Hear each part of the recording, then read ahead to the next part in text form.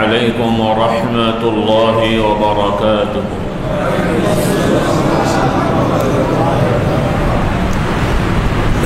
إن الحمد لله نحمده ونستعينه ونستغفره ونؤمن به ونتوكل عليه ونعوذ بالله من شرور أنفسنا ومن سيئات أعمالنا. من يهده الله فلا مضل له ومن يضلله فلا هادي له. وأشهد أن لا إله إلا الله وحده لا شريك له. وأشهد أن محمدًا عبده ورسوله صلى الله عليه وعلى آله وأصحابه وبارك وسلم. أما بعد فأعوذ بالله من الشيطان الرجيم. بسم الله الرحمن الرحيم. إن الدين عند الله الإسلام. আল্লাহ রাব্বুল আলামিনের শানে আমরা শুকরিয়া আদায় করছি। আল্লাহ তাআলা আমাদেরকে পৃথিবীর জমিনে সর্বোত্তম যে জায়গাগুলো রয়েছে তার মধ্যে অন্যতম আল্লাহর ঘর মসজিদে আল্লাহ তাআলার স্মরণে তার জিকিরে বসার তৌফিক দান করেছেন। শুকরিয়া দেন আল্লাহ তাআলার, প্রশংসা করছি আলহামদুলিল্লাহ। আমার আগে মুহতারাম এলান করেছেন, পরিচয় তুলে ধরেছেন। সামাজিকভাবে চেনার জন্য অনেক সময় এগুলো দরকার হয়, তবে এগুলো নিয়ে অহংকার করার কোনো সুযোগ নেই। কারণ আমরা যারা বসেছি সামাজিকভাবে যার যে পরিচয় থাকুক না কেন, সকলেই আমরা আল্লাহ তাআলার সৃষ্টি প্রথম মানুষ আদম আলাইহিস সালাম তার বংশধর, বলি আলহামদুলিল্লাহ। কোরআনুল কারীম আল্লাহ তাআলা এই শিক্ষাটা আমাদেরকে দিয়েছেন। কারণ পৃথিবীর একটি বড় হানাহানি মারামারির একটি কারণ হচ্ছে বংশ নিয়ে অহংকার করা। কে কার উপরে প্রাধান্বিত হবে, কে কার উপরে শাসন করবে, এই ধরনের মানসিকতা নিয়ে বেশিরভাগ মারামারি হানাহানি। আর এর সাথে যোগ হয়েছে বিভিন্ন সম্পদ নিয়ে। এগুলো নিয়েই পৃথিবীর মানুষেরা মারামারি হানাহানিতে লিপ্ত। আগেকার সমাজে এক এক এলাকার মানুষ আর এক এলাকা দখল করত শোষণ করার জন্যে, আর এই শোষণটাকে বৈধতা দেওয়ার ক্ষেত্রে তারা নিজেদেরকে অন্যদের তুলনায় উত্তম মানুষদেরকে প্রচার করত। আপনারা হয়তো শুনেছেন, যারা মাশাআল্লাহ পড়াশোনা করা মানুষ পড়েছেন, বিভিন্ন দেশের রাজা যারা ছিল তারা মানুষদের মধ্যে প্রচার করত যে এই রাজারা নওজুবিল্লাহ, তাদের ভাষায় ঈশ্বরের বংশধর, নওজুবিল্লাহ। বিভিন্নভাবে প্রচার আছে এগুলো। সাধারণ মানুষকে বোঝানো হতো যে তোমরা সাধারণ মানুষ, এনারা অসাধারণ, কাজেই এদেরকে মেনে চলতে হবে তোমাদের, এরা মারুক ধরুক কাটুক কোনো কিছু বলা যাবে না। এই ধরনের উল্টোপাল্টা বুঝ দিয়ে বিভিন্ন এলাকার রাজত্ব কায়েম হয় এবং মানুষদের প্রতি অবিচার করে তারা চলে আসে। এগুলো বিভিন্ন সমাজে ছিল। তো আমরা মুমিন মুসলমান হিসেবে আমরা সবাই জানি এবং বিশ্বাস করতে হবে দৃঢ়তার সহিত। একটা পর্যায়ে হয়তো আপনারা যারা আলহামদুলিল্লাহ মসজিদে আসেন কিছুটা হলেও দিন শিখেছেন। কারণ যারা আমরা মসজিদে আসি সবাই কিন্তু প্রাতিষ্ঠানিকভাবে দিন শিখিনি, অর্থাৎ মাদ্রাসায় পড়ুয়া মানুষ সবাই না। একটা মসজিদের 100 জন মুসল্লির মধ্যে 5-7-10 জন হচ্ছে মাদ্রাসায় পড়া, আর বাকি 90-80 জনই সাধারণ স্কুল কলেজ অথবা খুব একটা পড়াশোনা নেই। সাধারণভাবে শুনে শুনে কিছুটা ইসলাম আপনারা শিখেছেন, আলহামদুলিল্লাহ, এটা দোষের কিছু না। তবে এর মধ্যে কিছু ঘাটতি থেকে যায়। তো যাই হোক, আলহামদুলিল্লাহ আপনারা সবাই জানেন আমরা মুমিন মুসলমান হিসেবে বিশ্বাস করি পৃথিবীর সমাজ যে যত রকমের বৈচিত্র্য হোক, যত গোষ্ঠী থাকুক, যত ধর্মই এখন নামকরণ করা হয়েছে সব মানুষরাই আমরা আদম আলাইহিস সালামের বংশধর, বলি আলহামদুলিল্লাহ। এটা জানা জিনিস, তারপর আমি বলার কারণ হচ্ছে যে আপনারা এভাবে বিশ্বাস করলেও আপনাদের সবার সন্তানেরা কিন্তু এভাবে বিশ্বাস করে না। গতানুগতিক স্কুল কলেজের ছাত্র যারা, ইউনিভার্সিটির ছাত্র যারা, এদের সবার মধ্যে এই বিশ্বাসগুলো দৃঢ় না কিন্তু। কারণ তারা যে সমস্ত বই পুস্তক পড়েন সেখানে এই বিষয়ে দৃঢ়তার সহিত কোনো কিছু বলা হয় না, বরং অধিকাংশ বই পুস্তকে যা আছে কোরআন সুন্নাহ বিরোধী বা সাংঘর্ষিক, বিশেষ করে আর্টস ফ্যাকাল্টিগুলো, সাধারণ যে শিক্ষাগুলো আছে, সাহিত্য, যে বাংলা সাহিত্য, ইংরেজি সাহিত্য পড়া হয়, এগুলোর একটা বড় অংশই কোরআন হাদিসের সাথে সাংঘর্ষিক। কারণ এই সমস্ত সাহিত্য যারা লিখেছে, রচনা করেছে, এদের একটা বড় অংশই অমুসলিম, আর যারাও কিছু মুসলমান আছেন নামে কস্তে, ইসলামের সাথে তাদের সম্পর্ক নেই। আর তাদের বই পুস্তক পড়িয়েই আমাদের সন্তানদেরকে আমরা জ্ঞানী বিদ্বান বানাতে চাচ্ছি। হবে তো নাকি? হবে? আল্লাহ আমাদের হেদায়েত দান করুন। এই বাস্তবতাটা আপনাদেরকে বুঝতে হবে। সবাই মাদ্রাসায় পড়ে হুজুর, পীর সাহেব, মাওলানা হওয়া জরুরি না, কিন্তু আমাদের সন্তানেরা জাগতিক যে শিক্ষাই শিখুক, সবার আগে তাদেরকে মুমিন মুসলিম হতে হবে, তথা ইসলামকে শিখতে হবে, ঈমানকে শিখতে হবে। আর এই দায়িত্বগুলো আপনাদের, যারা বাবা মা, অভিভাবক, এই দায়িত্বগুলো আপনাদের।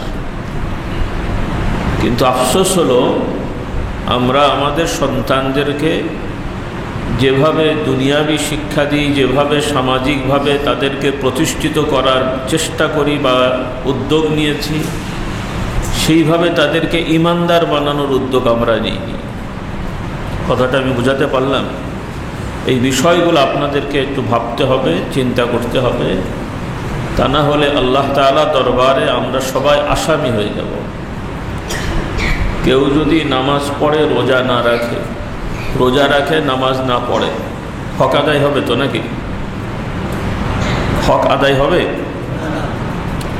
কারণ নামাজও আল্লাহর বিধান, রোজাও আল্লাহর বিধান। অথবা কেউ যদি নামাজ কম পড়ে, রোজা বেশি রাখে, মানে ফরজ নামাজ 5 ওয়াক্ত জায়গায় 2-3 ওয়াক্ত পড়ে, রমজানের রোজা রাখার পাশাপাশি আরও কিছু 2-1 মাস রোজা নিজে রেখে ফেলে, যে নামাজ কম হয়েছে, রোজা বেশি রাখি, কাজ হবে তো নাকি? হ্যাঁ, তাহলে যেটা যে বিধান সেটাকে সেভাবে পালন করতে হবে। এখন আমরা যদি ব্যক্তিগতভাবে কিছু নামাজ রোজা আদায় করি, দাড়ি টুপি জোব্বা লাগিয়ে ঘুরি, আলেম ওলামার সাথে ঘুরলাম, কিন্তু আমাদের সন্তানদেরকে আমরা দ্বীন ইসলাম আমাদের উদ্যোগে আমরা শেখালাম না। স্কুলে পড়ালাম, কলেজে পড়ালাম, তারা বিভিন্ন ডাক্তার, ইঞ্জিনিয়ার, উকিল, ব্যারিস্টার হলো, হয়তো আলেম ওলামার থেকে কিছু শিখলো না, কিন্তু বাবা মা উদ্যোগ নিয়ে শেখাননি, আপনার কিন্তু হক আদায় হয়নি। আল্লাহ দরবারে আমরা আসামি হয়ে গেলাম, কারণ একটা ফরজ আদায় করেছি আর একটা ফরজ আদায় করি। এইগুলো আমাদেরকে ভাবতে হবে। আজকে মুসলমানদের এই যে পরিণতি পৃথিবীব্যাপী এবং বাংলাদেশেও, আমরা খুব ভালো অবস্থানে আছি নাকি? কিন্তু সংখ্যা তো মাশাআল্লাহ অনেক। বাংলাদেশের জনসংখ্যার অনুযায়ী শতকরা 90% মুসলমানের সন্তান। আরব দেশগুলোর একটা বড় অংশ মুসলমানের সন্তান। কিন্তু এত সংখ্যা থাকার পরেও আমাদের সম্মান নেই, মর্যাদা নেই, শক্তি নেই। সম্পদ আছে, সামাজিক বিলাসিতা আছে, কিন্তু শক্তি ক্ষমতা নেই। তার কারণ হলো মুমিন মুসলমানের শক্তি শুধু সম্পদের না, শুধু টাকা পয়সার না, শরীরের না। মুমিন মুসলমানের বড় শক্তি হলো ঈমান, ইসলামের শক্তি, যেটা আমরা আজকে হারিয়ে ফেলেছি। আল্লাহ তাআলা আমাদেরকে এই শক্তি অর্জন করার তৌফিক দান করুন। আর ঈমান ইসলাম শেখার মাধ্যমে হয়, এটা এমনি এমনি হয়ে যায় না। আমরা জানি আদম আলাইহিস সালাম প্রথম মানুষ এবং তিনিও নবী, মানুষ এবং নবী। আর এরপরে পৃথিবীর বুকে নবুয়ত প্রথম পান হচ্ছে নূহ আলাইহিস সালাম। কারণ আদম আলাইহিসসালামের নবুয়ত আল্লাহ তাআলা তাকে জান্নাতে থাকা অবস্থায় দিয়েছেন। কোথায় থাকতে? জান্নাতে। কাজে উনি জান্নাত থেকে নবী হয়েই দুনিয়ায় নেমেছেন। আর পৃথিবীর বুকে প্রথম নবুয়ত আসে নূহ আলাইহিস সালামের প্রতি। কথা বুঝতে কষ্ট হয়? নূহ আলাইহিস সালামের প্রতি। তো আদম আলাইহিস সালাম সহ, নূহ আলাইহিস সালাম সহ এবং নূহ আলাইহিস সালামের পর থেকে যত নবী রসুলগণ ছিলেন এবং সর্বশেষ নবী হলেন আমাদের প্রিয় নবী মুহাম্মদ রাসূলুল্লাহ সাল্লাল্লাহু আলাইহি ওয়াসাল্লাম। এই সব নবী রসুলগণের মূল মিশন বা মূল দায়িত্বই ছিল মানুষদেরকে ঈমান ইসলাম শেখানো। বলি আলহামদুলিল্লাহ। সব নবী রসুলগণ শিক্ষক ছিলেন। কি ছিলেন? কথাটা বলছি এজন্যে যে আমাদের সমাজের কিছু মানুষেরা ধর্মীয় ব্যক্তিত্ব বা ধর্মীয় লাইনে যারা থাকেন তাদেরকে মনে করেন এনারা ঝাড়ফুঁক দেবে, দোয়া দরুদ পড়বে, আমাদের একটু কিছু অনুষ্ঠান পালন করে দেবে, এই ধরনের ধারণা তাদের আছে। কিন্তু কোনো নবী রসুলগণের পরিচয় এটা না যে তারা ওঝা অথবা তারা মুক্তিদাতা, পরিত্রাণদাতা, আনুষ্ঠানিক কিছু করবেন, এটা তাদের মূল পেশা না, মূল পরিচয় না। যদিও আল্লাহ তাআলা নবী রসুলগণের দ্বারা সামাজিক চিকিৎসার ব্যবস্থা করেছেন, তারা চিকিৎসা করেছেন, ঝাড়ফুঁক দিয়েছেন, কিন্তু এটা তাদের প্রকৃত পরিচয় না। আমি কথাটা বলছি এজন্য যেহেতু আমাদের পরিচয়ের সাথে একটা পরিচয় আছে পীর সাহেব। তো সাধারণ মানুষ মনে করে পীর সাহেব মানে হলো বিপদ আপদে পড়লে হুজুরের কাছে দোয়া চাইতে যেতে হয়, রোগ ব্যাধি হলে একটু পানি পড়া, তেল পড়া, তাবিজ টাবিজের জন্য যেতে হয়। এগুলোই মানুষের মধ্যে বেশিরভাগ ধারণা। কিন্তু প্রকৃতপক্ষে পীর মুরিদি এটা না। এগুলো খারাপ না, এগুলো খারাপ নয়, দরকারি। তবে এগুলো নিয়ে আবার কিছু খারাপ জিনিসের প্রচলন আছে। কেউ কেউ তদবিরের নামে কুফরি বিষয় পালন করে, তারা নওজুবিল্লাহ, তাবিজ লাগিয়ে বিভিন্ন কোরআন সুন্নাহ বিরোধী সাংঘর্ষিক জিনিস লিখে টিকে গলায় ঝোলানো, এগুলো করে। পীর মুরিদির নামে এগুলো আছে, তদবির করা। ঝাড়ফুঁকের নামেও কোরআন সুন্নাহর সাথে সাংঘর্ষিক কথাবার্তা দিয়েও ঝাড়ফুঁক দেওয়া হয়। এগুলো প্রচলিত আছে, কিন্তু ইসলামের বিধানে এগুলো বৈধ, কিন্তু হতে হবে আল্লাহ তাআলার প্রতি তাওয়াক্কুল, ভরসা রেখে আল্লাহর সাহায্য চেয়ে। কার সাহায্য চেয়ে? এই কথাগুলো কমন, সাধারণ মানুষ তো জানেন না। সাধারণ মানুষ মনে করে আমরা তো আল্লাহর সাহায্য চেয়েই হুজুরের কাছে গেলাম। কিন্তু কিছু পীর সাহেব নামধারী বা তদবির কারক আছে, তাদের তদবিরগুলো আল্লাহ তাআলার সাহায্য চাওয়া হয় না, বরং কোনো কোনো ক্ষেত্রে নাউজুবিল্লাহ, আপনারা শুনলে অবাক হবেন, শয়তানেরও সাহায্য চাওয়া হয়। নাউজুবিল্লাহ। কার সাহায্য চাওয়া হয়? শয়তানের। এরকমও তদবির, তাবিজের নামে মানুষের গলায় ঝুলানো হয়। আল্লাহ তাআলা আমাদেরকে সঠিক বুঝদান করুন। তো আমি বেশি কথা বলার তো সময় পাচ্ছি না, আর বলার দরকারও নেই। ঈশার আজানের সময়ের মধ্যে শেষ করব। একটু ধৈর্যের সহিত আমরা শুনব। যেই ভূমিকাটা দিচ্ছি এজন্যে বোঝার জন্যে যে আসলে ইসলামের মৌলিকত্বটা কি, আমাদের মূল ধারাটা কি। আমরা যদি মনে করে থাকি অন্যান্য ধর্মের লোকের মতন আমরাও একটা ধর্ম মানছি, আমরাও একটা জাতিগোষ্ঠী, এটা ভুল হবে। অন্যান্য গতানুগতিক ধর্ম, জাতিগোষ্ঠী আর ইসলামের পরিচয় এক না। আমাদেরকে দৃঢ়তার সহিত বিশ্বাস করতে হবে অন্যান্য যত ধর্ম প্রচলিত আছে সবগুলোই বিকৃত, মানে সঠিক না। সবগুলোর মধ্যেই ভুল আছে এবং সবগুলোই বিভ্রান্ত। এটা অন্তরে গেঁথে নিতে হবে। সব মুসলমানের অন্তরে এটা নাই, যারা পরিচয় দেয়। বর্তমানে অনেক মুসলমান ধারণা করে, যারা মুসলিম পরিচয় দেয়, তাদের কাছে মনে হয়, তারা হয়তো মনে করে আমার ধর্ম খুব ভালো, ইসলাম অনেক ভালো ধর্ম, উদার ধর্ম, শান্তির ধর্ম। এরপরে আরেকটা ভাষা ব্যবহার করা হয়, কি জানো, যাই হোক আমি মনে থাকলে বলবো যে ইসলাম হলো সর্বশ্রেষ্ঠ ধর্ম, বলে না? শুনলে আমরা মনে করছি খুব ভালো কথা, কিন্তু এই ভালো কথার মধ্যে যে কত বড় বিভ্রান্তি আছে আমাদের মাথায় আসে না।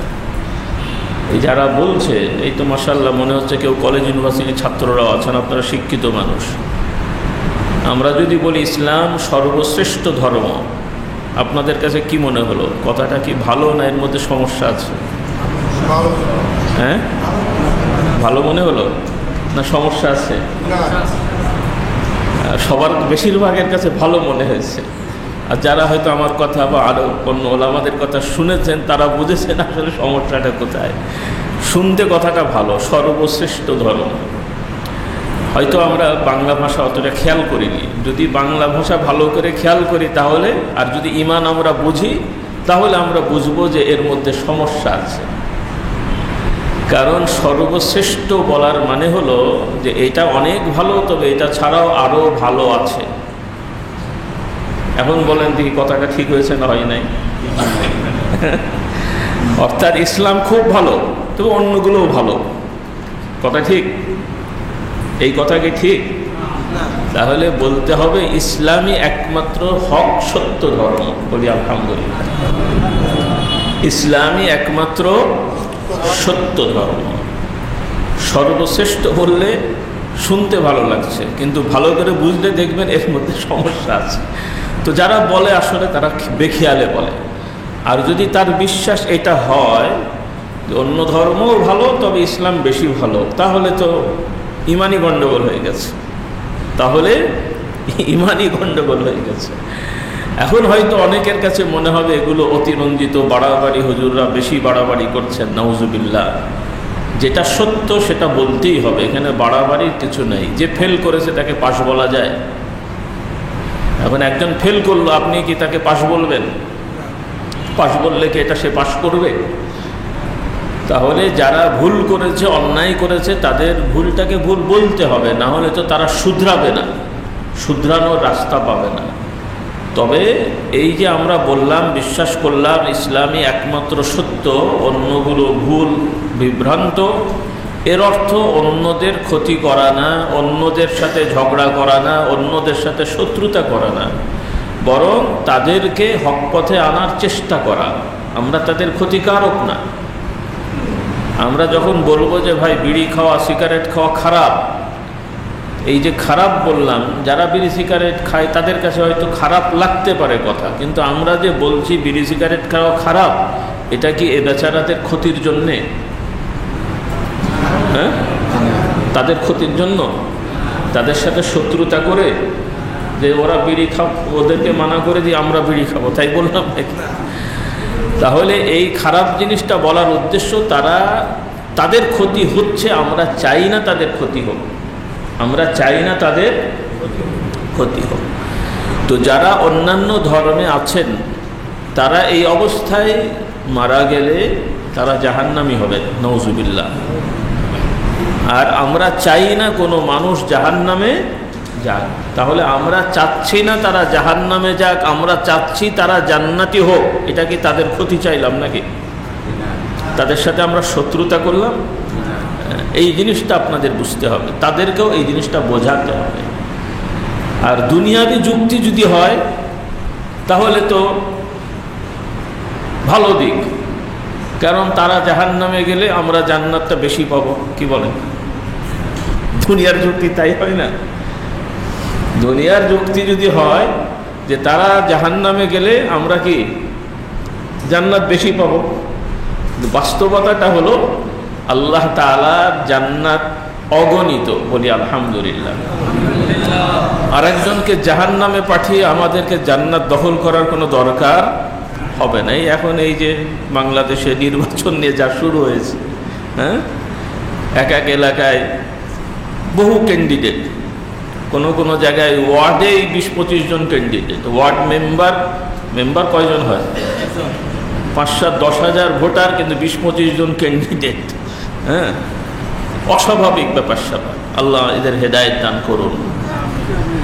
সমাজ পরিচালনার জন্য কিছু দায়িত্বশীল লাগবে, কিন্তু এইভাবে সবাই আমরা পদে যাব, সবাই আমরা এটা করব, এই যে আকাঙ্ক্ষা, এটা ইমানের সাথে সাংঘর্ষিক, ইসলামের সাথে সাংঘর্ষিক। যেহেতু আমাদের ইমান ইসলাম মজবুত না, এই জন্য আমরা এইগুলোতে লোভে পড়ে গেছি, এগুলোতে আমরা প্রতিযোগিতা শুরু করেছি। আজকে আমরা যদি ইসলাম বুঝতাম তাহলে এগুলোতে প্রতিযোগিতা করতাম না, বরং আমরা যারা চায় না এই রকম ভালো ভালো মানুষকে জোর করে ধরে নিয়ে এসে বসাতাম, তাহলে সমাজটা সুন্দর হতো। তো যাই হোক, সেই কথা এখানে বেশি বলার দরকার নেই, আমি জাস্ট বোঝার জন্য বলছি।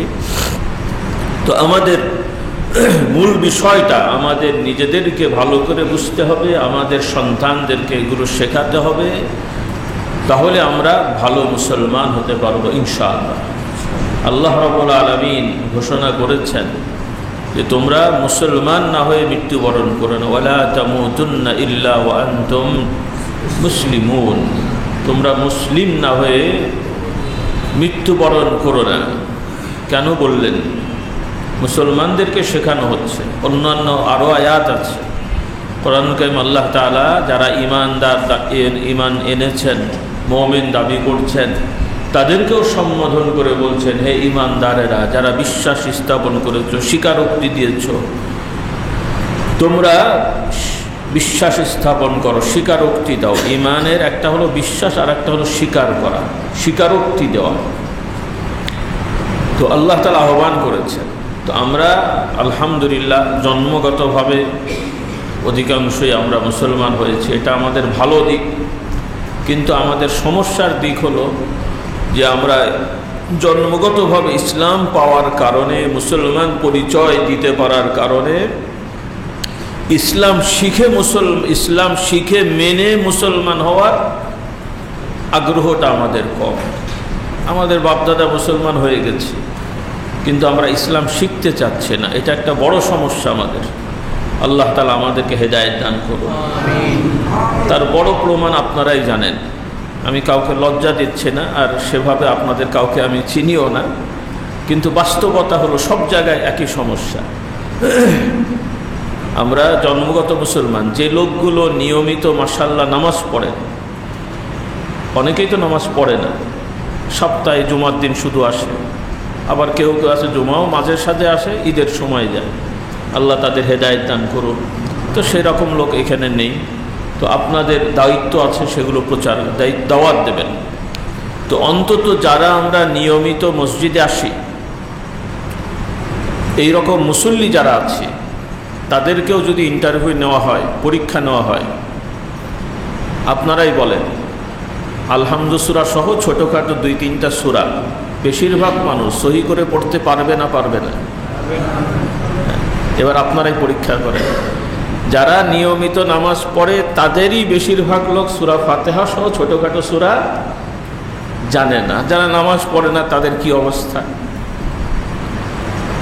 আমরা দেখি, যেহেতু আমাদেরকে বিভিন্ন জায়গায় যেতে হয়, এবং আমাদেরও ভক্তবৃন্দ অনেকে আছে আমাদের দরবারে আসে, অনেককে আমি দেখেছি যারা আমার বাবার আমল থেকে কি দাদার আমল থেকেও আসে, মানে আমার জন্মের আগে থেকে আসে, 45-50 বছর ধরে আসে, তাদের বয়স 70-80।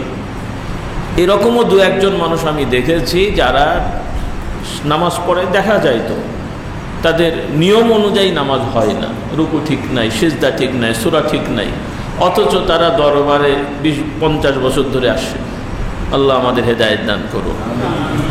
তাহলে আমাদের বুঝটার সমস্যা।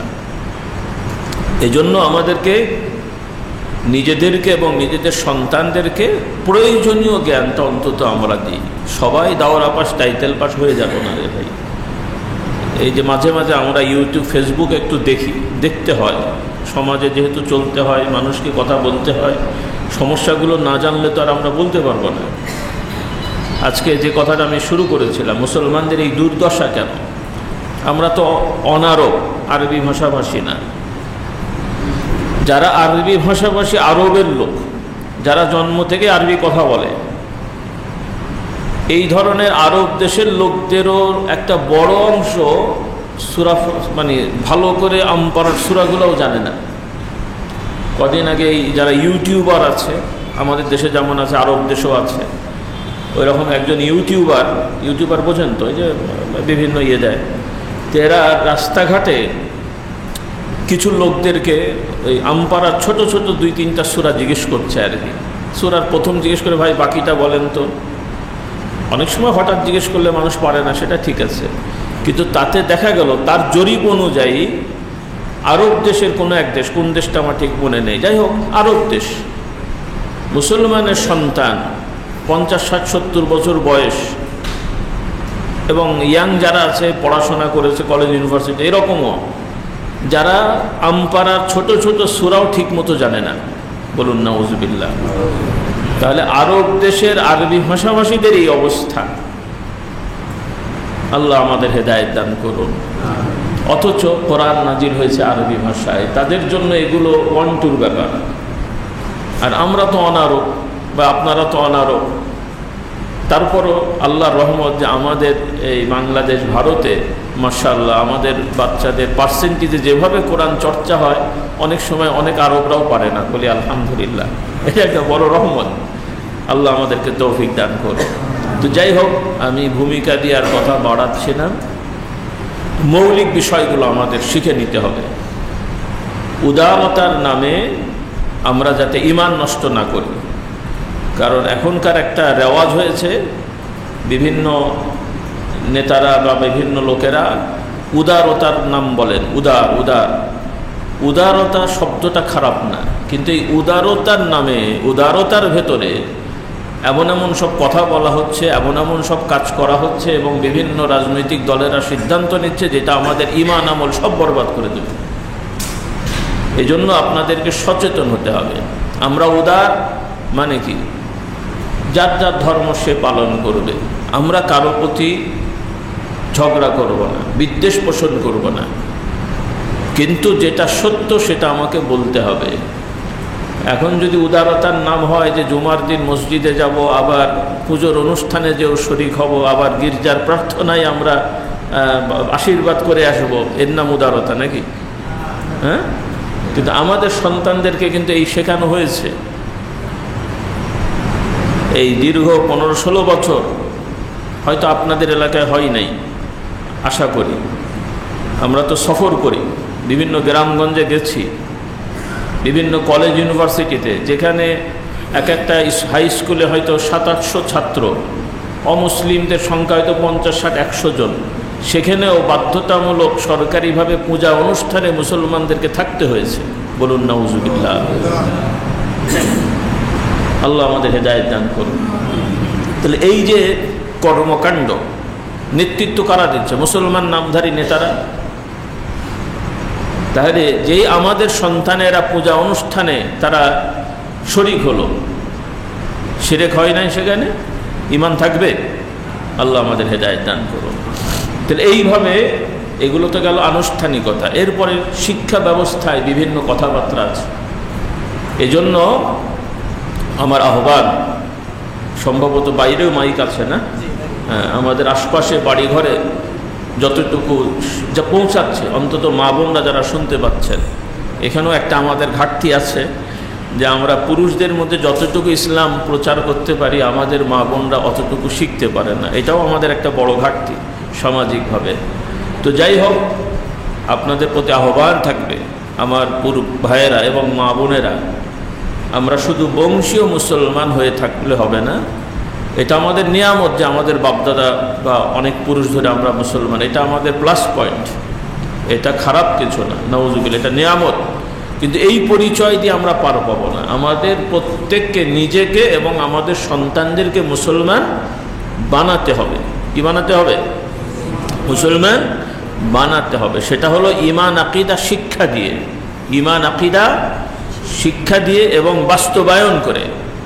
তাহলে আমরা ইনশাআল্লাহ আখিরাতে মুক্তি পাবো, দুনিয়াতেও সম্মানের পদে যেতে পারবো। আর যদি আমরা ঈমান আমল বাদ দিয়ে মুসলমান হয়ে উদারতার নামে ইসলাম বিরোধীদের সাথে মিশে যে দুনিয়ার শান্তি চিন্তা করি বা দুনিয়ার ক্ষমতা অর্জনের চেষ্টা করি, না দুনিয়া হবে না আখিরাত হবে, কোনোটাই হবে না, কোনোটাই হবে না। আসলে অন্যদের শত্রু দালালি করে কখনোই বড় হওয়া যায় না, কারণ যে আমার শত্রু সে কখনোই আমাকে বড় হতে দেবে না। সে যতক্ষণ তার স্বার্থ আছে ততক্ষণ আমাকে ব্যবহার করবে, স্বার্থ শেষ হলে সেও লাথি মেরে সরিয়ে দেবে। কিন্তু এই শিক্ষাটা আমাদের নেই। একটা সময় ভারতবর্ষ ব্রিটিশরা এসে দখল করেছিল, শোষণ করেছিল, শাসন তো করেনি, কি করেছিল? শোষণ করেছিল। আর এই যে ব্রিটিশরা যে দখল করলো, তারা কিন্তু এমনি এমনি দখল করেনি, তারা কিছু মুসলমান নামধারী গাদ্দারি করেছে, তাদের মাধ্যমেই দখল করেছে। আর সেই গাদ্দারগুলোর কিন্তু মুখে দাড়ি ছিল, মাথায় টুপি ছিল। হ্যাঁ, একটা নাম বলেন দেখি, কে? সবাই জানেন, মীর জাফর আলী খান। ছবি দেখলে তো ফেরেশতা, অথচ কত বড় গাদ্দারি করবে দেখেন দেখি। তো আজকে মুসলমান নামধারীরা যদি গাদ্দারি না করতো, ব্রিটিশদের 14 গোষ্ঠীর ক্ষমতা ছিল না এদেশে ঢোকার, ক্ষমতা ছিল। অথচ কিন্তু সে যে গাদ্দারিটা করলো কিসের জন্যে? হ্যাঁ, কেন করেছিল বলেন তো? নিজের নবাব হওয়ার জন্য। হতে পেরেছে? ক্ষমতায় থাকতে পেরেছে? সেও পারেনি। তো আপনাদেরকেও ভবিষ্যতে মনে রাখতে হবে, এদেশে এখনো যারা বিভিন্ন দল করে অন্য দেশের সহযোগিতা নিয়ে ক্ষমতায় যাওয়ার চিন্তা করছেন, আমি স্মরণ করিয়ে দিই, আপনারাও কিন্তু ভালো থাকবেন না। কারণ তাদের স্বার্থে ব্যবহার করা হবে, ক্ষমতায় বসানো হবে, আবার যখন স্বার্থ শেষ হবে একদম ক্লিক মেরে সাইজ করে দেওয়া হবে। কাজে এই ধরনের দালালি পালালি করে এই দেশে বা কোনো দেশেই কোনো মানুষ আসলে প্রতিষ্ঠিত হতে পারবেন না। এটা ইতিহাস এবং বাস্তবতা। আল্লাহ আমাদেরকে হেদায়েত দান করুন।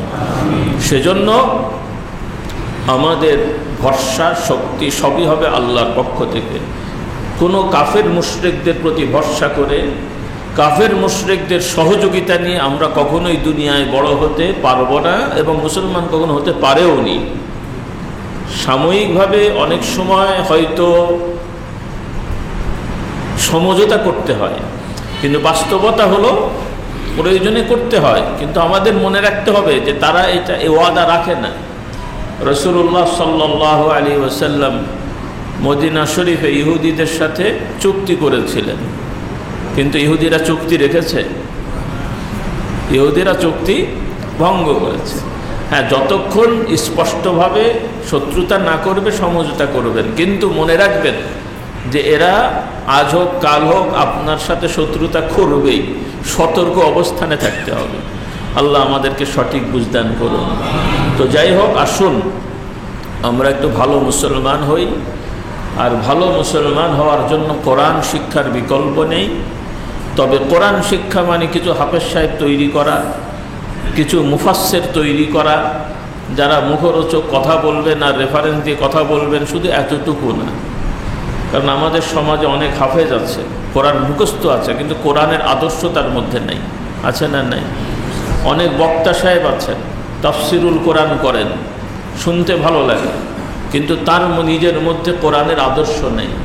তো এই মুফাসসির দিয়েও কাজ হবে না, এই হাফেজ দিয়েও কাজ হবে। মানে নামাজ হবে, জামাত হবে, বড় বড় মজলিস হবে, তাদের কিছু ইনকাম হবে, এই আর কি। কিন্তু মুসলমানের কোনো কল্যাণ হবে না।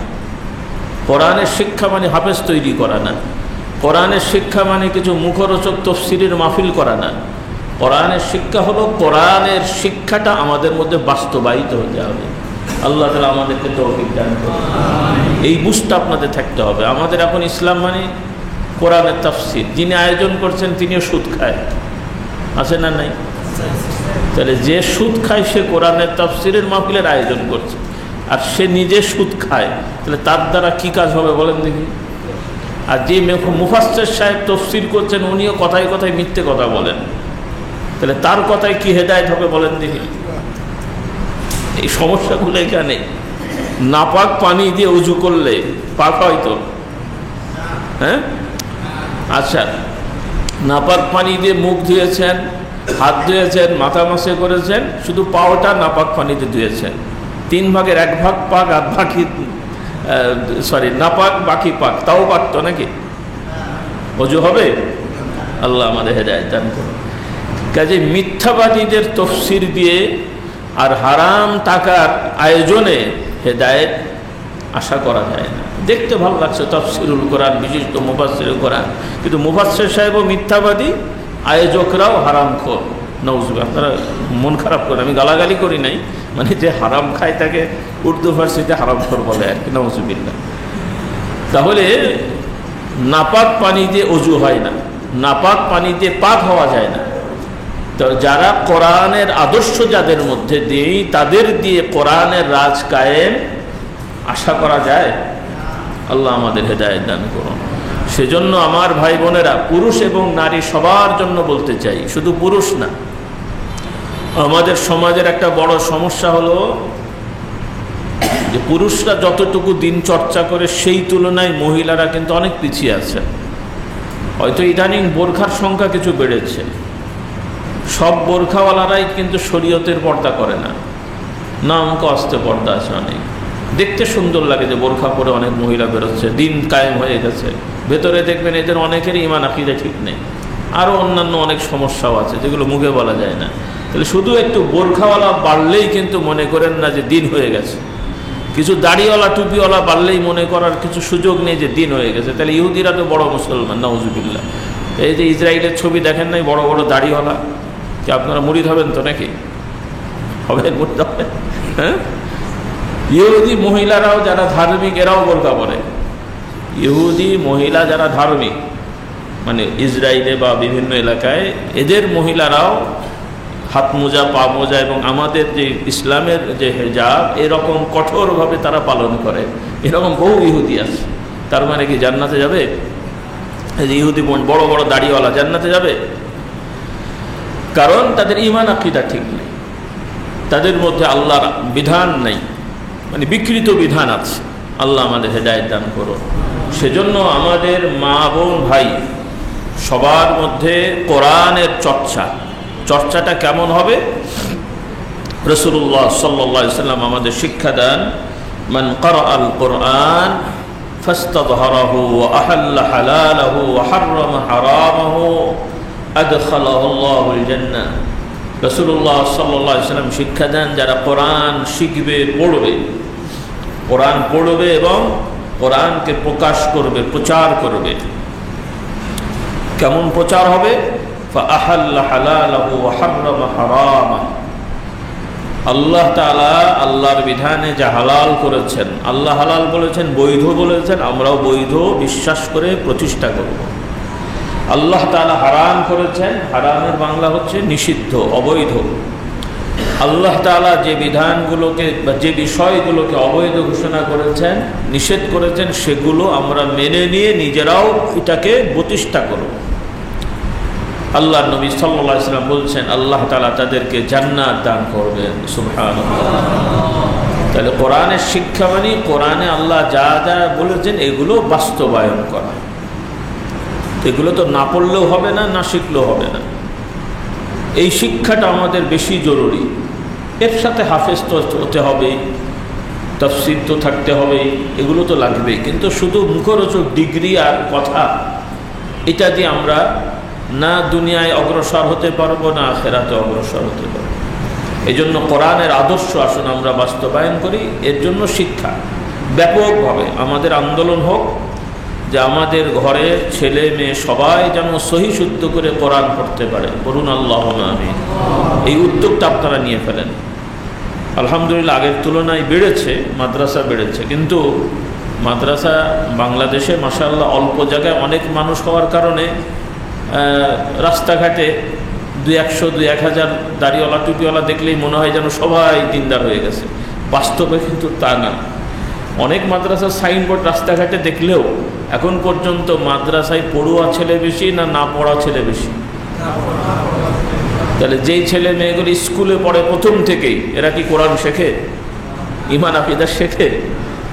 ওই 20-40-50-60 বছর হলে আমাদের দাওয়াতি ভাইরা বা কিছু হুজুররা টেনে টুনে তখন তাদেরকে মসজিদে নিয়ে আসে, আর বেশিরভাগই সেটাও তাদের কপালে জোটে না।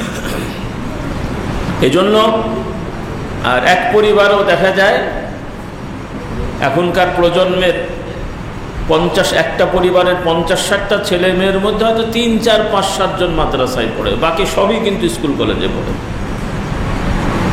এই জন্যে আপনাদের খেয়াল রাখতে হবে। হ্যাঁ, বড় বড় হাফেজ আলেম সবাই হতে পারবে না বা হয় না, এটা ঠিক আছে, কিন্তু আমাদের পরিবারের সবার ছেলে মেয়েরা যেন অন্তত সহিশুদ্ধ করে কোরআন শেখে এবং কিছু যেন ভালো আলেম হতে পারে, এই ব্যবস্থা আমরা নেব, বলি ইনশাআল্লাহ।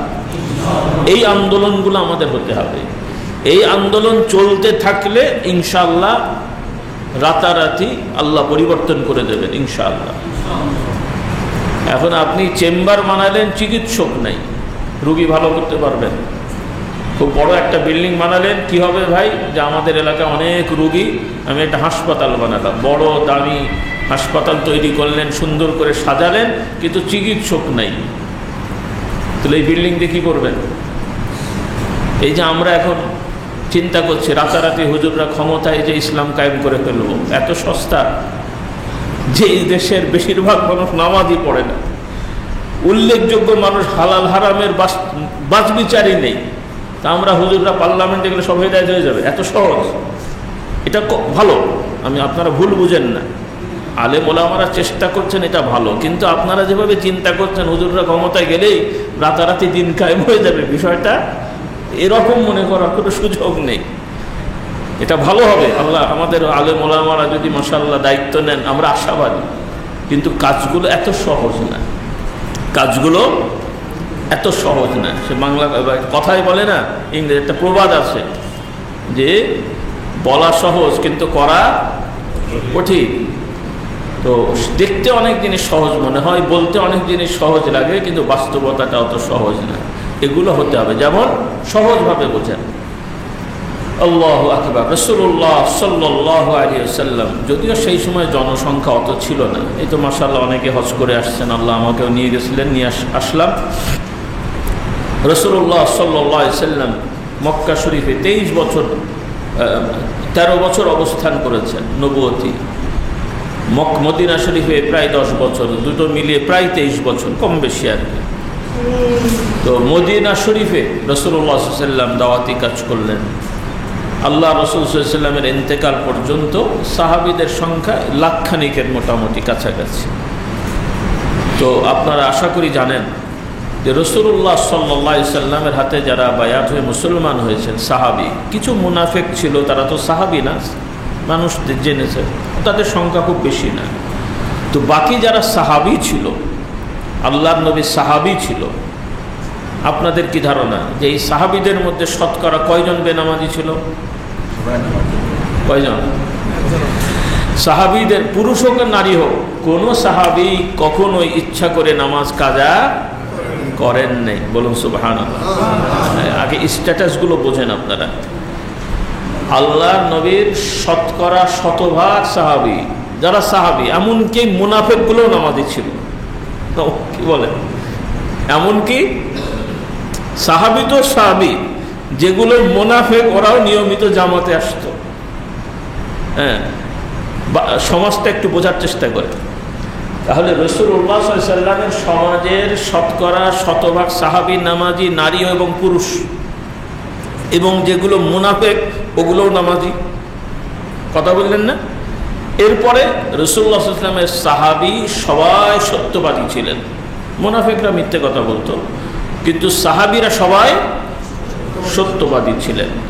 তাহলে এই প্রজন্মকে হযরত আবু বকর রাদিয়াল্লাহু তাআলা আনহু পেয়েছেন, তাদেরকে নিয়ে তিনি রাষ্ট্র চালিয়েছেন, খোলাফায়ে রাশিদিন। এর পরের প্রজন্ম ওমর পেয়েছেন, ওমর রাদিয়াল্লাহু তাআলার সময়ও মোটামুটি সাহাবীদের বেশিরভাগ, তাবিঈনদের কিছু, তাও মোটামুটি শতকরা তাবিঈনদের যুগেও বলা যায় 100 না হলেও 99-95 জন মানুষই সত্যবাদী ছিলেন, বলুন সুবহানাল্লাহ, এবং নামাজি ছিলেন।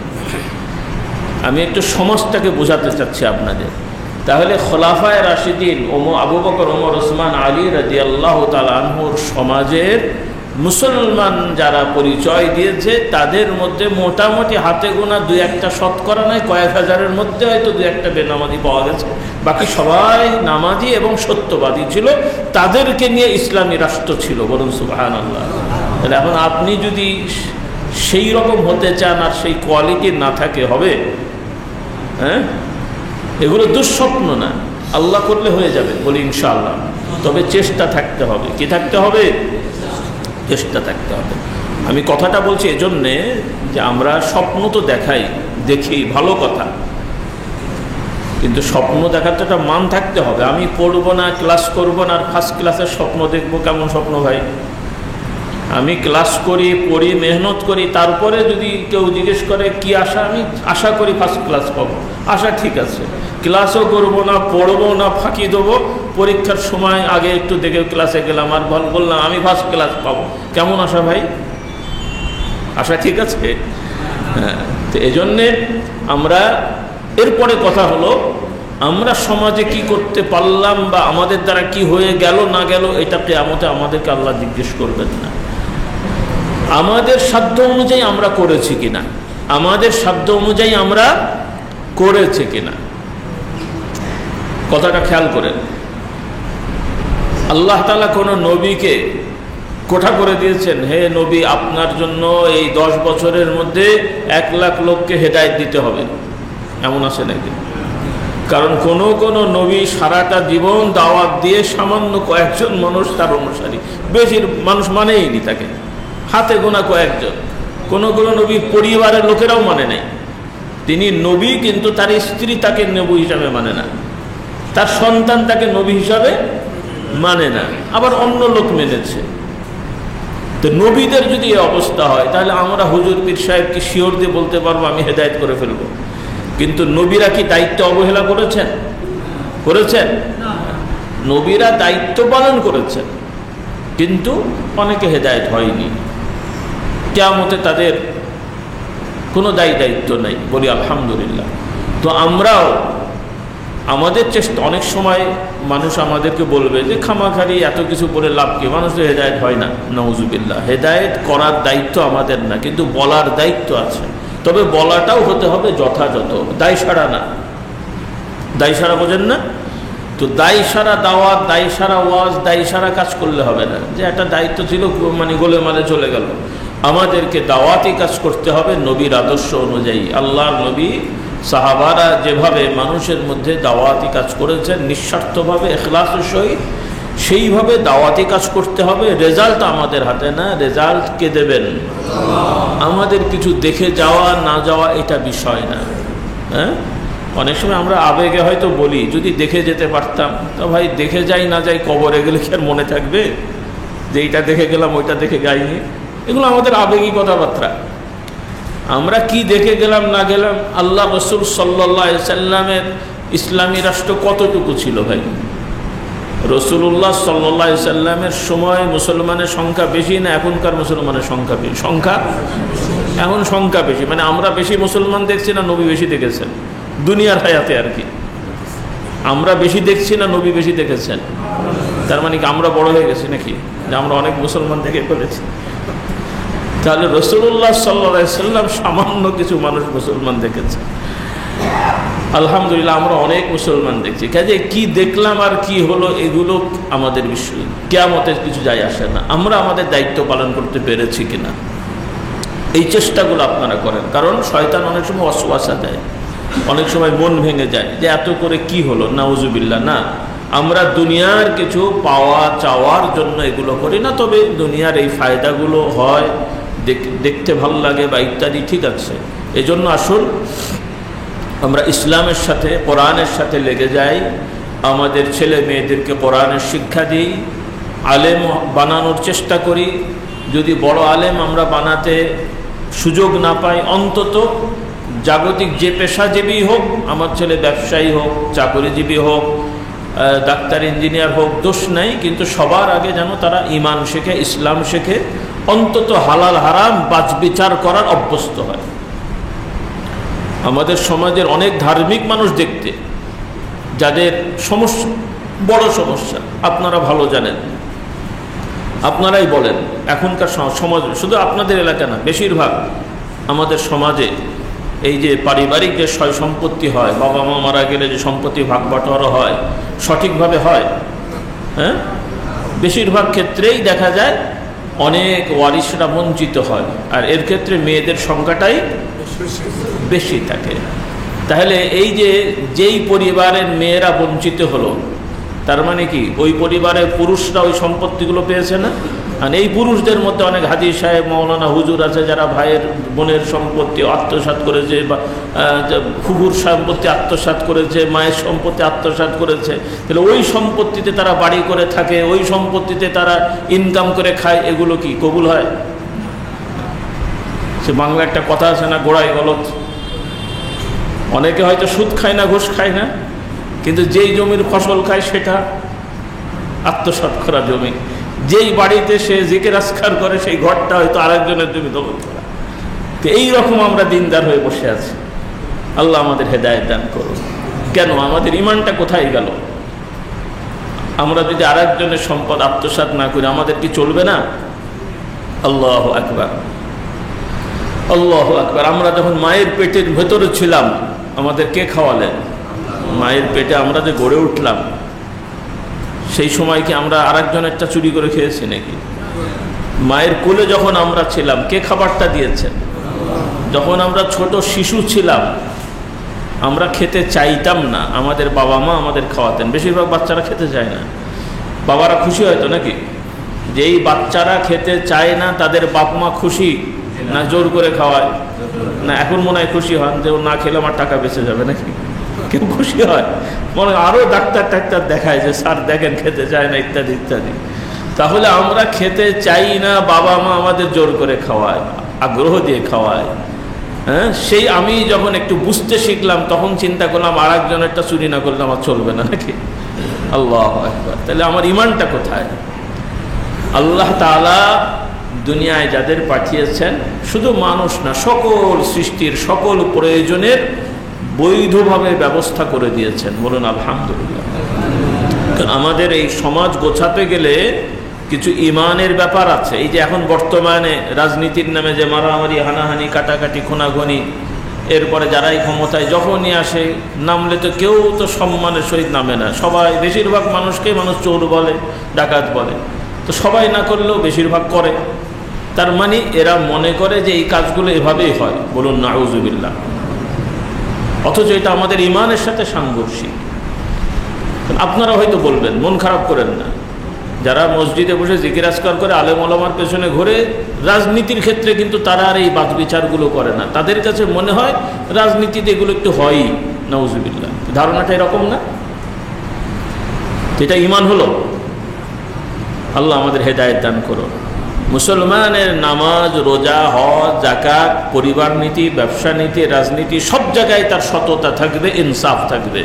আপনি রাজনীতি করেন দোষ না, কিন্তু রাজনীতি তো আপনাকে ইনসাফ ভিত্তিক বৈধভাবে রাজনীতি করতে হবে। মারামারি, খাটাখাটি, খুনাখুনি করে, দখলদারি করে রাজনীতি করলে সেটা কখনো মুসলমানের কাজ হতে পারে না। কিন্তু মানুষের ধারণা হলো রাজনীতিতে একটু হয়ই আর কি, মানে মারামারি রাজনীতিতে বৈধ, এমনি আরাম নাকি?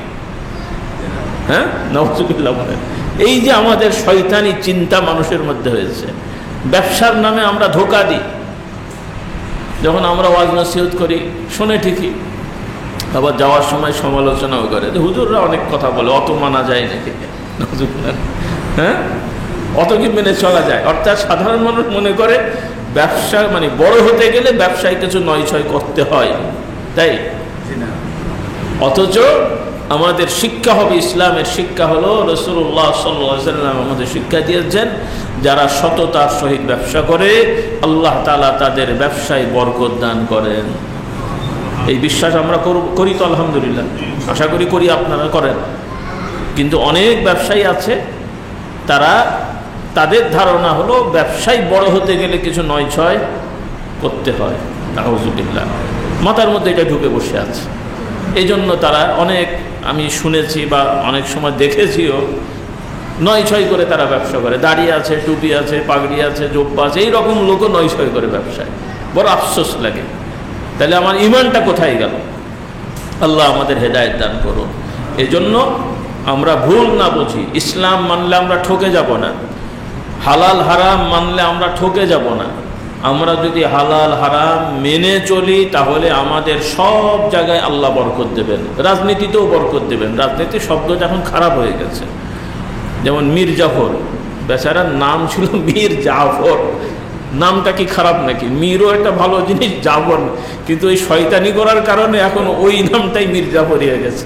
এখন কাউকে মীর জাফর বললে খুশি হয় না বেজার হয়? বেজার হয়। কিন্তু জিনিসটা তো ভালো ছিল। এখন রাজনীতি ভালো জিনিস, রাষ্ট্র পরিচালনা, নিয়ম কানুন ইত্যাদি, এটা তো লাগবে না? লাগবে না? রাষ্ট্র লাগবে না? তো রাষ্ট্র তো লাগবে, তো কাউকে না কাউকে তো রাষ্ট্র চালাতে হবে, এটা তো ভালো জিনিস। কিন্তু এই রাষ্ট্র চালানো নিয়ে এমন চালানো শুরু হয়েছে যে আর অচল হয়ে গেছে। সবাই চালাতেছে, এখনো চলেই না। সবাই চালাতেছে, এখন চলেই না। কারণ আপনি সামনে দিয়ে ঠেলেন, আমি পেছন দিয়ে ঠেলি, ও পাশ দিয়ে ঠেলে, কোনো দিকে যায় না। গাড়ি তো একটা দিকে যাবে রে ভাই, এখন পেছন দিয়ে ঠেললে সামনে যাবে। এখন কিছু লোক পেছনে জায়গা পায় না, ওরা সামনে দিয়ে ঠেলা শুরু করে। আর দুই এক পাশের লোক সামনে পেছনে পায় না, দুই পাশ থেকে ঠেলা শুরু করে, এখন কোনো দিকে যাচ্ছে না। তো আমাদের এখন এই অবস্থা হয়ে গেছে। সেজন্য হ্যাঁ, আমরা হয়তো দলীয় রাজনীতি করি না, কিন্তু তার মানে এটা না যে রাজনীতি লাগবে না বা কেউ যাবে না। আমাদের নীতি হলো ইসলামের নীতি, যে রাষ্ট্র ব্যবস্থাতেও কিছু ভালো মানুষদেরকে দায়িত্ব দিতে হবে। কাদেরকে দিতে হবে? কাদেরকে? ভালো মানুষ। তাহলে মুসলমানের মধ্যে যে নামাজ পড়ে না ভালো মানুষ? যে নামাজ পড়ে না ভালো মানুষ তো নাকি? মাঝে মাঝে মসজিদে টাকা দিলে ভালো হয়ে যায় নাকি? হ্যাঁ? যে মিথ্যে কথা বলে ভালো মানুষ? আচ্ছা, যে নিজের ভাই বোনের জমি আত্মসাৎ করে সে কি মনে হয় রাষ্ট্রে গেলে খুব ভালো করবে? যার কাছে তার ভাই নিরাপদ না, যার কাছে তার বোন নিরাপদ না, পাবলিক নিরাপদ? এখন আপনাদেরকে বুঝতে হবে যে ভালো মানুষ কারা। অন্ধের মতন দল দিয়েছে আর পেছনে ঘুরবেন, এটা আপনি ইমানের দায়িত্ব না, খবরদার। আপনি ইমানদার মুমিন, হয়তো একটা দলের প্রতি আপনার ভক্তি থাকতে পারে, কিন্তু যে দলের সাথে আপনার সম্পর্ক হোক, কোনো খারাপ মানুষের পেছনে ইমানদার সহযোগিতা করতে পারেন? এই বুঝটা আপনাদের থাকতে হবে। আল্লাহ আমাদের হেদায়েত দান করুন। কারণ এই ক্ষেত্রে দেখা যায় অনেক ভালো মানুষও গলমে দল দিয়েছে, পিছনে ঘুরছে, কিন্তু লোকটা কিন্তু খারাপ। না, এগুলো করবেন না দয়া করে। কোনো খারাপ মানুষের পেছনে আমরা যাব না। রাজি আছি? ভালো মানুষদেরকে সহযোগিতা করবো, রাজি আছি? এভাবে চলতে থাকলে ইসলামী খেলাফত আসবে ইনশাআল্লাহ। মূল ফাউন্ডেশন না থাকলে ভাই আপনি গাছই লাগান নাই তো ফল আসবে কোত্থেকে? আগে গাছগুলো লাগান, পানি দেন, পরিচর্যা করেন, তারপরে তো ফল আসবে। গাছই লাগান নাই, আম খাবো, বেগুন খাবো, এই খাবারে গাছ কই? গাছ তো লাগাতে হবে আগে। আল্লাহ আমাদেরকে হেদায়েত দান করো। তো যাই হোক, অনেক বেশি কথা বলেছি। আনুষঙ্গিক এগুলোর সাথে আর একটু যোগ করে দিই। আপনারা আসুন, আমরা সবাই ইসলামের বিধান হালাল হারাম মানার পাশাপাশি, ফরজ ওয়াজিব মানার পাশাপাশি নফল ইবাদতে একটু অগ্রসর হই। মাশাআল্লাহ, আমি শুনে খুশি হলাম আপনাদের আশপাশে কিছু কিছু মসজিদে জিকির আজকার হয়, এটা খুব ভালো কাজ। আজকাল বা অনেক জায়গায় এগুলোর চর্চা কমে গেছে। আমরা ব্যক্তিগতভাবেও জিকির আজকারের অভ্যাস করব ইনশাআল্লাহ, এবং বিভিন্ন মসজিদ মাদ্রাসা কেন্দ্রিক মাঝে মাঝে সপ্তাহে মাসে 15 দিন অন্তর একটু জিকির আজকারের তালিম প্রশিক্ষণের ব্যবস্থা করব, যাতে করে আমরা এটা চর্চা করতে পারি। কারণ তাসবিহ তাহলিল পড়া, জিকির আজকার করা, এগুলো খুব বড় ইবাদত। রাসূলুল্লাহ সাল্লাল্লাহু আলাইহি ওয়াসাল্লাম জানিয়েছেন, সংক্ষেপে আমি বলি, আল্লাহ তাআলা নির্ধারিত একদল ফেরেশতা আছেন, তারা এই দুনিয়াব্যাপী জিকিরকারী মানুষদেরকে খোঁজেন এবং সেই মজলিসে যাওয়া এবং অবস্থান করা তাদের দায়িত্ব থাকে। তো এই বিশেষ ফেরেশতারা পৃথিবীর বুকে জমিনে যখন দেখেন একদল আল্লাহর বান্দা জিকির আজকার করে, তারা সেই মজলিসে যে অবস্থান করেন এবং তাদের জন্য দোয়া করেন, আল্লাহ তাআলা রহমত শান্তি বর্ষিত হয় এবং আল্লাহ তাআলা জানেন সব কিছু। তারপরে জিজ্ঞেস করেন, ফেরেশতারা তোমরা কোথা থেকে এলে? সংক্ষেপে বলছি হাদিসটা। ফেরেশতারা বলবেন, আল্লাহ, আমরা আপনার একদল বান্দা, তারা আপনার জিকির আজকার করে। কি পড়ে? সুবহানাল্লাহ, আলহামদুলিল্লাহ, আল্লাহু আকবার, লা ইলাহা ইল্লাল্লাহ, এই জিকির আজকার করে। এগুলো শিখবেন। সুবহানাল্লাহ, আলহামদুলিল্লাহ, আল্লাহু আকবার, লা ইলাহা ইল্লাল্লাহ, লা হাওলা ওয়ালা কুওয়াতা ইল্লা বিল্লাহ, দরুদ শরীফ, ইস্তিগফার, এগুলো সহিহ হাদিস দ্বারা প্রমাণিত। আল্লাহ রসুলের সুন্নাহ, এগুলোর ওপরে আমরা দৃঢ় থাকার চেষ্টা করব ইনশাআল্লাহ। অনেক কথাবার্তা আছে, বিতর্ক আছে, সেগুলোতে আমরা না যাই। আমরা এইভাবে জিকির আজকার শিখি, করি, পালন করি। নামাজের ক্ষেত্রেও নফল নামাজ পড়া, ইশরাকের নামাজ, আওয়াবিন, তাহাজ্জুদ এগুলো পড়া, রোজা। এই যে একটা মাস এখন যাচ্ছে, এই মাসে একটা গুরুত্বপূর্ণ রোজা আছে, কি নাম? মুহররম মাস তো যাচ্ছে, মুহররম মাস এটা। এই মাসের একটা গুরুত্বপূর্ণ রোজা। কিসের রোজা বলে? কেন রাখা হয়? আশুরার রোজা কি উদ্দেশ্যে রাখা হয়? ঠিক আছে, সময়টা নেই। হ্যাঁ, আশুরার রোজা সংক্ষেপে আমি বলি, ওলামারা হয়তো বলেছেন। আশুরা নিয়ে আমাদের সমাজে বিভিন্ন জিনিস আছে। আশুরার সাথে বেশিরভাগ মানুষ কারবালার সম্পর্কটাই বেশি মনে করে। ওইটা একটা ঐতিহাসিক প্রেক্ষাপট, একটা বেদনাদায়ক বিষয়। রাসূলুল্লাহ সাল্লাল্লাহু আলাইহি ওয়াসাল্লামের নাতি শহীদ হয়েছেন, এটা একটা ঐতিহাসিক বিষয়। তবে এর সাথে ইবাদতের সম্পর্ক নেই। আমাদের ইবাদতের সম্পর্ক হলো যে রাসূলুল্লাহ সাল্লাল্লাহু আলাইহি ওয়াসাল্লাম আশুরার রোজা রেখেছেন এবং শিক্ষা দিয়েছেন। তিনি জেনেছেন যে মূসা আলাইহিস সালামকে আল্লাহ তাআলা এই দিনে ফেরাউনের খপ্পর থেকে মুক্তি দিয়েছেন, বলুন সুবহানাল্লাহ।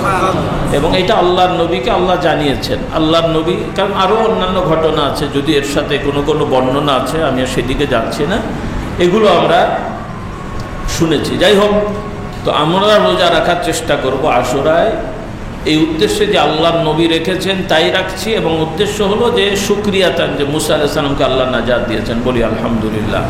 কারবালার জন্য না।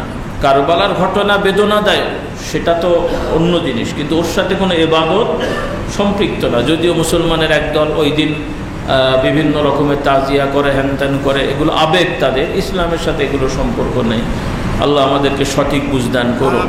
তো আমি যেটা বলছিলাম, জিকির আজকার আমরা অভ্যাস করব, কালেমা শরীফে জিকির, তাসবিহ, তাহলিল। তো যেহেতু সময় কম, আলোচনা কিছু হয়েছে, ভাইয়েরা আগ্রহ করেছেন কিছু জিকিরের মশক করা, তো আমরা তসবির জিকির করব, কালেমা শরীফে জিকির করব। উত্তম জিকির হাদিস শরীফে বলা হয়েছে লা ইলাহা ইল্লাল্লাহ, এরপরে সুবহানাল্লাহ, আলহামদুলিল্লাহ, আল্লাহু আকবার, লা ইলাহা ইল্লাল্লাহ, সর্বোত্তম কথা। এভাবে অনেক জিকির আছে, এগুলো আমরা শিখে নেব ইনশাআল্লাহ। আর যাদের সুযোগ আছে, আজকে ঈশার নামাজের পরে আপনারা, আমার গাড়িতে কিছু বই রাখা হয়, গেটের পাশে হয়তো তারা ব্যবস্থা নেবে। যাদের আগ্রহ, কিছু ছোট ছোট বই, জিকির আজকার, ওজিফা ইত্যাদির বই আছে, আপনারা সংগ্রহ করবেন। ঈমান আকীদা শেখার বই আছে, এগুলো আপনারা সংগ্রহ করবেন, আপনাদের পরিবারের জন্য, আপনার স্ত্রী মেয়েদের জন্য নিয়ে যাবেন, তারা শিখবে ইনশাআল্লাহ। তো যেহেতু আজানের সময় হয়ে আসছে, জামাত 8:45, 5-7 মিনিট যদি দেরি হয় আপনারা অসুবিধা, যদি 5-7, বেশি না, যেহেতু আজান 8:30 হওয়ার কথা, হয়তো 5-7 মিনিট দেরি হবে ইনশাআল্লাহ। তবে জামাতও খুব বেশি দেরি করা যাবে না ইনশাআল্লাহ। তো আল্লাহ তাআলা আমাদের কবুল করুন। আসুন কীভাবে আমরা জিকির করব আমরা শিখে নিই, আমল করে নিই। কিছু সময় আমরা কলেমা শরীফে জিকির, তাসবিহ, তাহলিল জিকির করব। আল্লাহ তাআলার দিকেও খেয়াল করে মোতাওয়াজ্জহ হয়ে, নিয়ত সব কিছুতেই লাগে, আমরা জিকির করব কার সন্তুষ্টির জন্য? সওয়াব অর্জন করা, আল্লাহর সন্তুষ্টি। আল্লাহ আমাদেরকে কবুল করুন।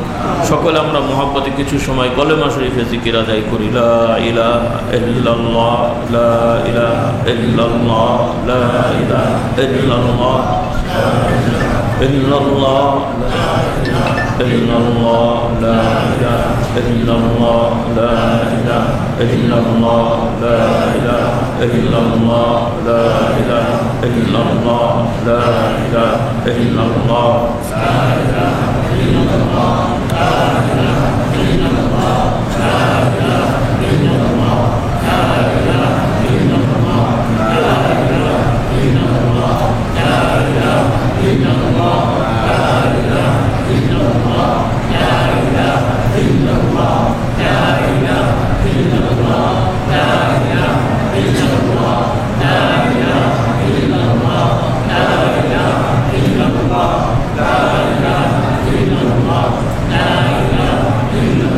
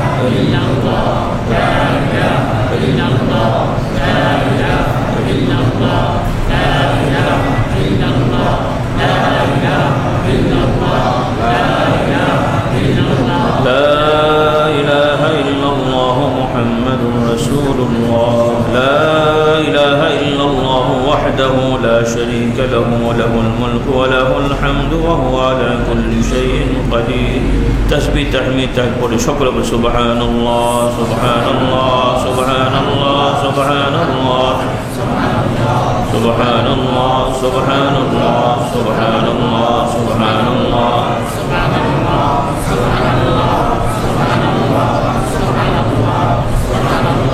سبحان الله سبحان الله سبحان الله سبحان الله الحمد لله الحمد لله الحمد لله الحمد لله الحمد لله الحمد لله الحمد لله الحمد لله الحمد لله الحمد لله الحمد لله الحمد لله الحمد لله الحمد لله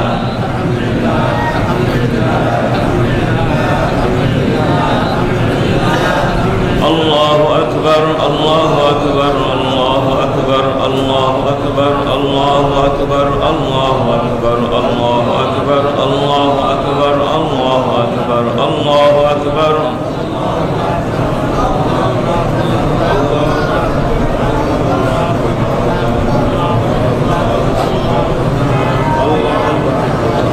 لا إله إلا الله وحده لا شريك له له الملك وله الحمد وهو على كل شيء قدير شكر سبحان الله وبحمده سبحان الله العظيم سبحان الله وبحمده سبحان الله العظيم سبحان الله وبحمده سبحان الله العظيم سبحان الله وبحمده سبحان الله العظيم سبحان الله وبحمده سبحان الله العظيم سبحان الله وبحمده سبحان الله العظيم سبحان الله وبحمده سبحان الله العظيم سبحان الله وبحمده سبحان الله العظيم سبحان الله والحمد لله ولا إله إلا الله والله أكبر سبحان الله الحمد لله لا إله إلا الله والله أكبر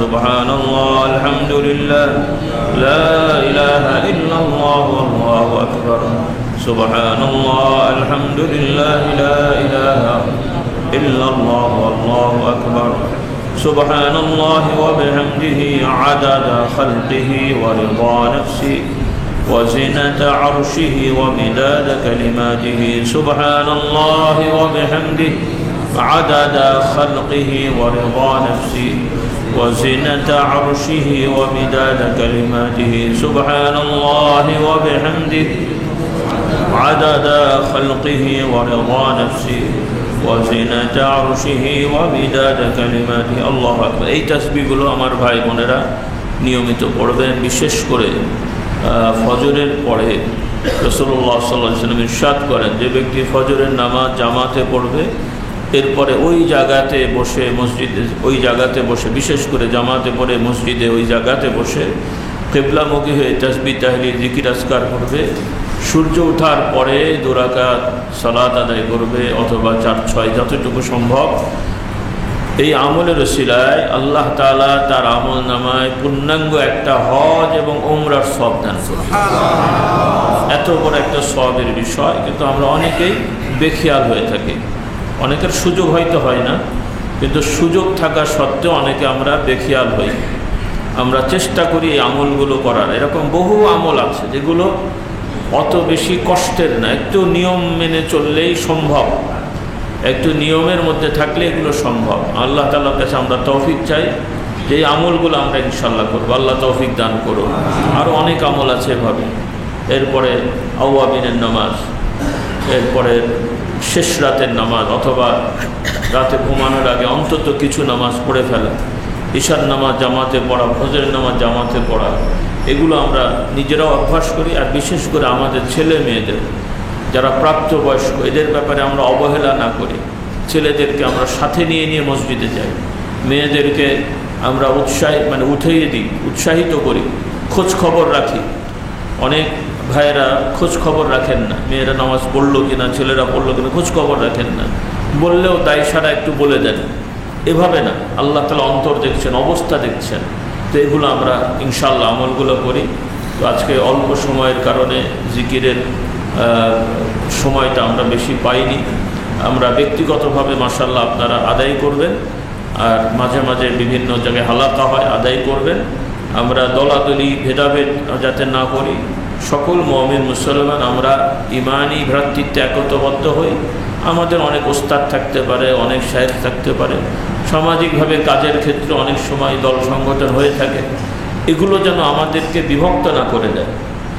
কারণ সবাই এক এলাকার মানুষ এক হুজুরের থেকে শিক্ষা নেবেন, এটা কি সম্ভব? এখানে কত মুসলমান আছে, সবাইকে এক মসজিদে নামাজ পড়তে পারে? তাহলে এখন এই মসজিদে যারা এই ইমামের পেছনে পড়েন, অন্য জায়গায় গেলে পড়বেন না নাকি? হ্যাঁ, কাজেই নামাজ পড়তে হবে। ইমাম অনেক থাকবে, মসজিদ অনেক থাকবে, অনেক আলেম ওলামা থাকবেন, তাদের মেনে চলতে হবে। কিন্তু আমি এক হুজুরকে মানি বলে অন্যদেরকে অবজ্ঞা করব, অসম্মান করব, এটা ইমানি কাজ না, এটা মুসলমানের কাজ না। ভালো আলেম ওলামা, সত্যবাদী, সবাইকে ভালোবাসা, সকল মুসলমানকে ভালোবাসা, এটা আমাদের ইমানি দাবি হওয়া উচিত। কিন্তু আজকাল একটা বড় সমস্যা হলো, আমরা অনেক সময় এই দলাদলিতে যে দল করি ওই দলের বাইরে আর কাউকে মুসলমান মনে করি না, এটা একটা বড় সমস্যা। এরপরে কোনো আলেম ওলামার ভক্ত হলে ওই হুজুর ছাড়া অন্যদেরকে আর মানুষই মনে করি না, এরকম একটা ব্যবস্থা অনেক সময় দেখতে পাই আমরা। এগুলো খুব বড় ভয়ঙ্কর সমস্যা। আল্লাহ তাআলা আমাদের এগুলো থেকে বের হয়ে আসার তৌফিক দেন। আমরা আলেম ওলামাদেরকে শ্রদ্ধা করব, সকলের সাথে মিলেমিশে থাকব, হককে হক বলতে হবে, বিশ্বাস করতে হবে, অন্যায় ভুলকে না হক বিশ্বাস করতে হবে। আর কথা বাড়ি আপনাদের কষ্ট দিচ্ছি না, কয়েক মিনিট দেরি হওয়ার কারণে আমি ক্ষমা চেয়ে নিচ্ছি। তো সংক্ষেপে একটু আমরা দোয়াই শরীক হই, আল্লাহ আমাদের সবাইকে কবুল করুন। আমরা তওবা করে নিই। আস্তাগফিরুল্লাহাল আযীম আল্লাযী লা ইলাহা ইল্লা হুয়া আল হাইয়ুল কাইয়্যুম ওয়া আতুবু ইলাইহি। আল্লাহুম্মা আনতা রাব্বী লা ইলাহা ইল্লা আনতা খালাকতানি ওয়া আনা আবদুকা ওয়া আনা আলা আহদিকা ওয়া ওয়া'দিকা মাস্তাতা'তু আউযু বিকা মিন শাররি মা সানা'তু আবুউ লাকা বিনি'মাতিকা আলাইয়া ওয়া আবুউ বিযামবি ফাগফির লি ফাইন্নাহু লা ইয়াগফিরু যুনুবা ইল্লা আনতা